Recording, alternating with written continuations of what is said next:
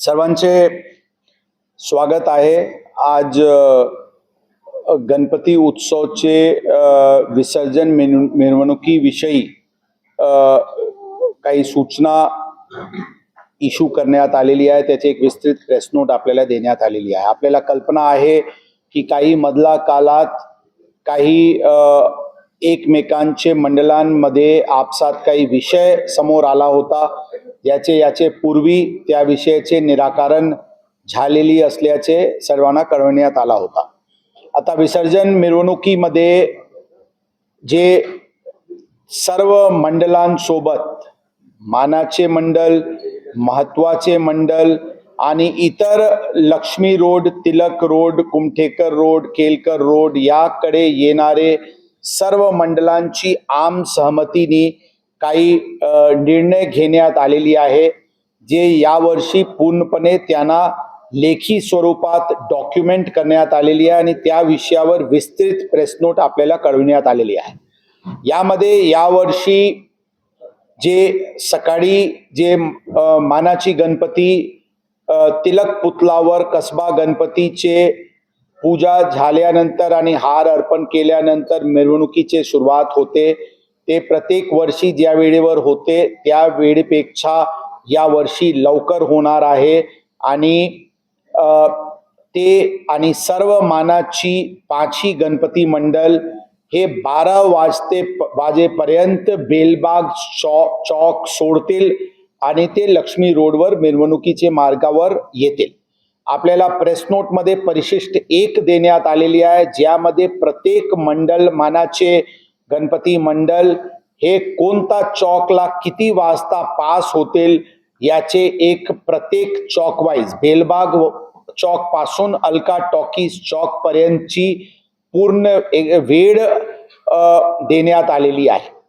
त्याचबरोबर पाचही मानाची गणपती मंडळ बेलबाग क्रॉस झाल्यानंतर 6 आणि 7 नंबरवर महानगरपालिका आणि त्वेष्टा कासार मंडळ हे जातील। त्याचे बद्दल परिशिष्ट 2 मध्ये आपल्याला विस्तृत कोणता चौकला ते कधी पास होतील ते विस्तृत त्यामध्ये नमूद करण्यात आलेली आहे।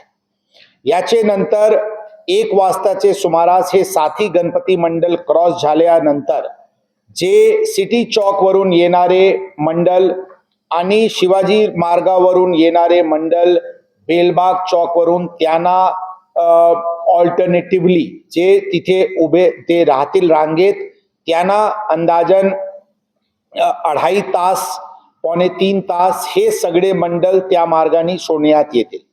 याचे नंतर दगडूशेठ गणपती मंडळ हे 4 वाजता बेलबाग चौकला होऊन ते मुख्य मिरवणुकी मार्गावर जातील। दगडूशेठ गणपती मंडळ क्रॉस झाल्यानंतर अंदाजन 1.5 तास परत सिटी चौक आणि शिवाजी रोडवर असलेले मंडळ क्रॉस होतील आणि 5:30 वाजता जे इतर 4 मंडळ आहे जिलब्या मारुती, बापू गेनू, भाऊ रंगारी आणि मंडई हे 4ही मंडळ 5:30 ते 7 वाजेपर्यंत बेलबाग चौक क्रॉस होतील आणि 7 वाजता नंतर त्याचे पूर्ण विस्तृत तपशील परिशिष्ट 3 मध्ये हे 5ही मंडळची देण्यात आलेली आहे, ज्यामध्ये दगडूशेठ आणि त्याचे नंतर इतर 4ही मंडळचे वेळ प्रत्येक चौक वाईज वेळ नमूद करण्यात आलेली आहे।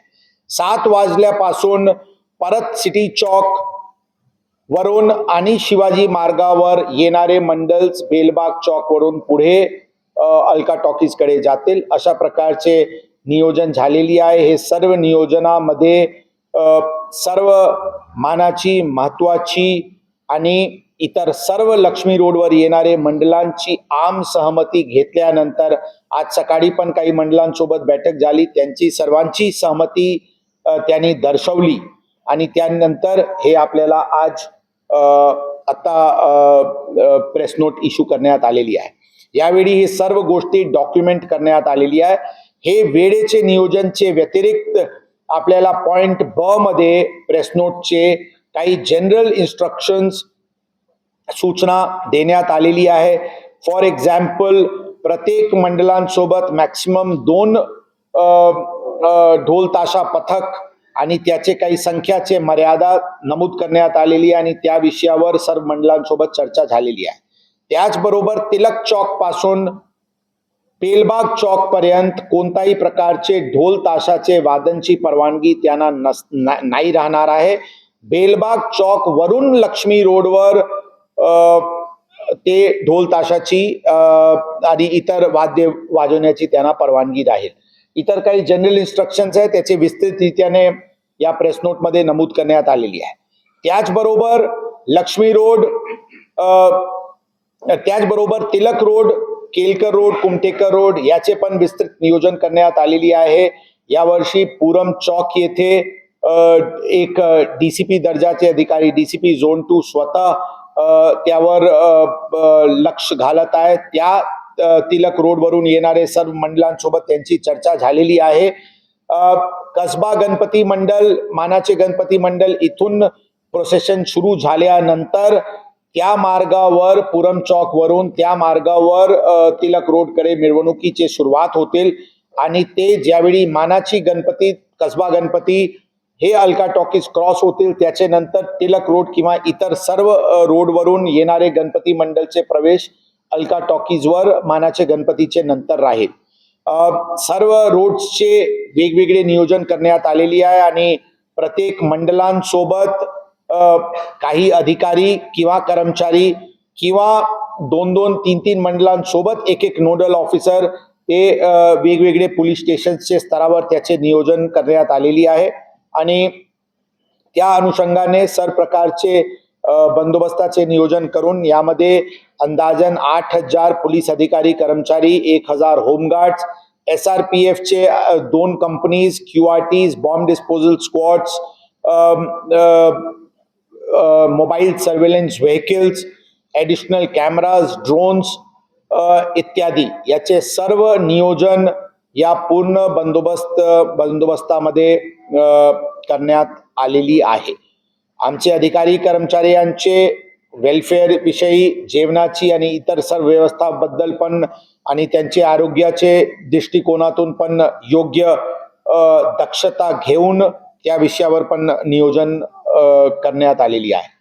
शहरात कायदा व सुव्यवस्था अबाधित ठेवण्याच्या दृष्टिकोनातून या मुख्य मार्गाचे व्यतिरिक्त इतर सर्व ठिकाणी आणि संवेदनशील स्पॉट्सवर आवश्यक बंदोबस्त लावण्यात आलेली आहे आणि सर्व संबंधित DCPs आणि पोलीस स्टेशन स्तरावरचे अधिकारी हे वेगवेगळे कम्युनिटी लीडर्स आणि इतर यांच्या सोबत चर्चा आणि हे करून योग्य बंदोबस्त लावत आहे. प्रतिबंधक कारवाई मोठ्या प्रमाणात ऑलरेडी सुरू करण्यात आलेली आहे आणि या काळात अप्रॉक्सिमेटली 3,000 पेक्षा जास्ती क्रिमिनल्सवर प्रतिबंधक कारवाई करण्यात आलेली आहे आणि जे काही आपत्तीजनक हालचाली दिसून आल्यास पुढचे 2 दिवस आणखी इंटेन्सिव्ह कारवाई अशा लोकांचे विरुद्ध होणार आहे. दारूचे पूर्ण त्या दिवशी 6 तारीख आणि 7 तारीखला ड्राय डे असणार आहे. सकाळीच पासून पिलेले लोक पासून विकणारे लोक यांच्यावर बारकाईने लक्ष ठेवण्यासाठी क्राईम ब्रांचचे आणि इतर DB स्क्वॉडचे विशेष पथक नेमण्यात आलेली आहे.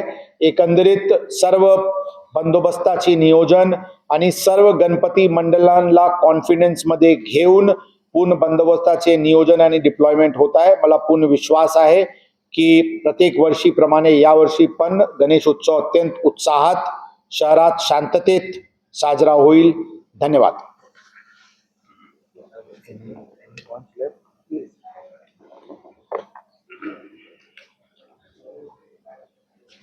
सगळी गोष्टी प्रेस नोट मध्ये आहे तर भौतिक प्रश्न कमी असणार आहे.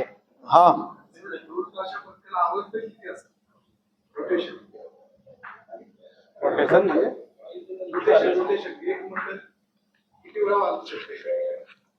त्यामध्ये क्लिअरली नमूद आहे की एक जे बाजून तिथे अलका टॉकीजला गेले तर त्यांना परत या मार्गाने अलाउ होणार नाही, याबद्दल क्लिअरली यामध्ये नमूद करण्यात आलेली आहे. ते विरुद्ध दिशेने येऊन ते क्राऊडचे फ्लो इफेक्ट होते त्याबद्दल ते त्यांना परवानगी राहणार नाही.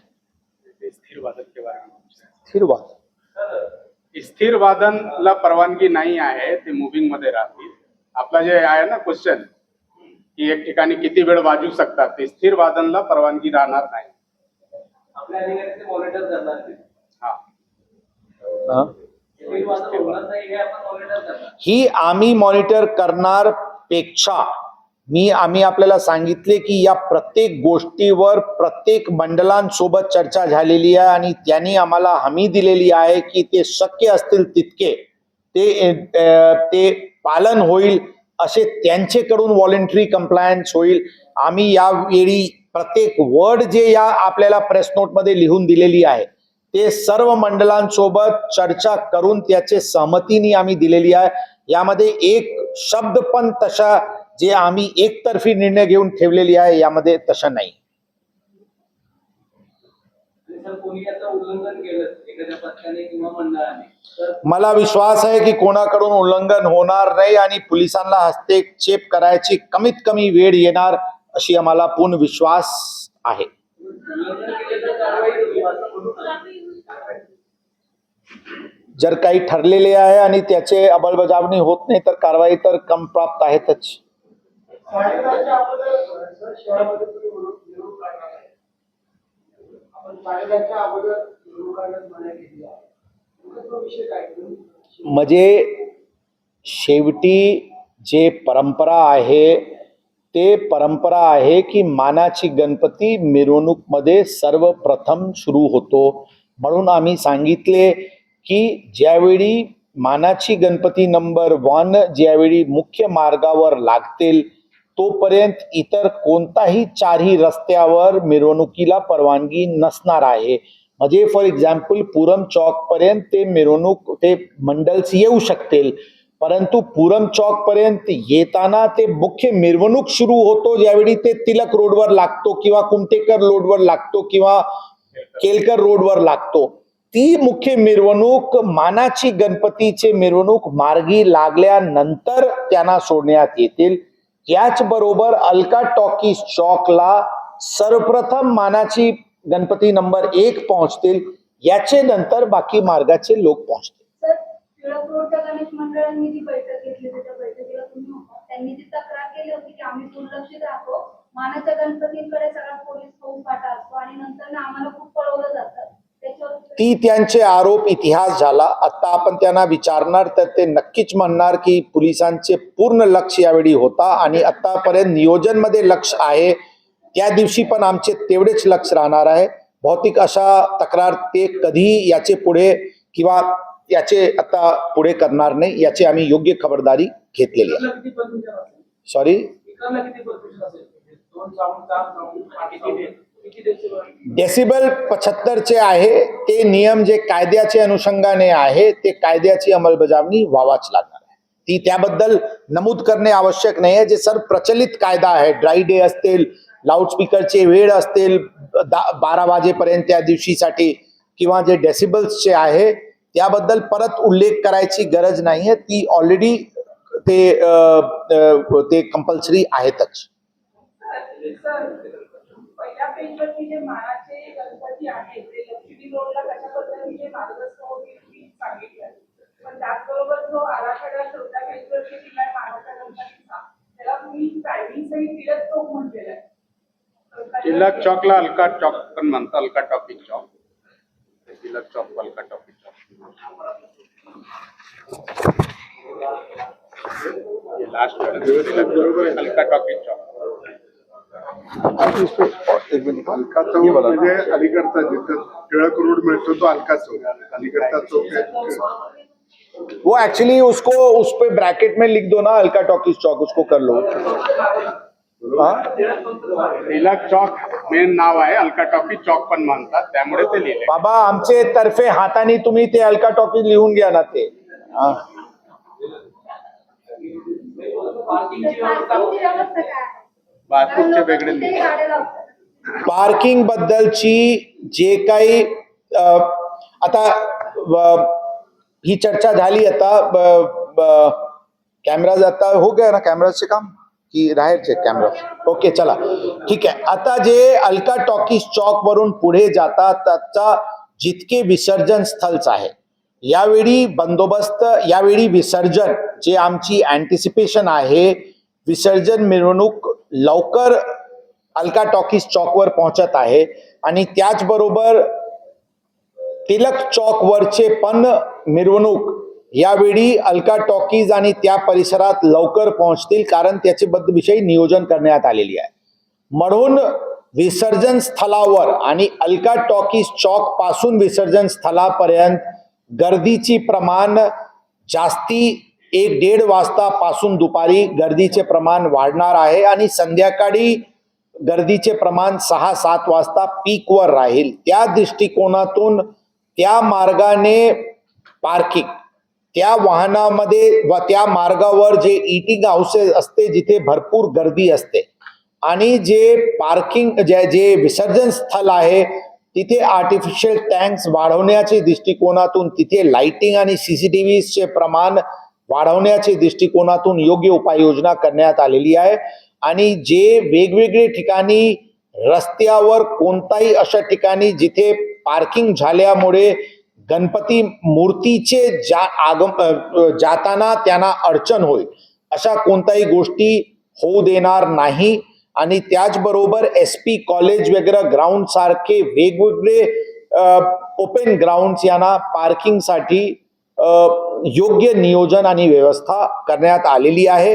त्याबद्दलचे डिटेल काही व्हिडिओज पूर्वी देण्यात आली होती. आता उद्या किंवा परवामध्ये एक फक्त विसर्जनचे दिवशीचे वाहतुकीचे नियोजनचे बद्दल एक डिटेल व्हिडिओज आपल्याला सर्क्युलेट करण्यात येते. एका मंडळाकडून किती पथकांची संख्या असेल? 2 अशा पथकांची सगळी मी आता सांगितले, एक एक गोष्टी यामध्ये पत्रामध्ये नमूद आहे. पॉइंट मध्ये जनरल प्रत्येक इन्स्ट्रक्शन्स जे आम्ही अँटिसिपेट करू शकलो ती आम्ही सर्व त्यामध्ये नमूद केलेली आहे. धन्यवाद.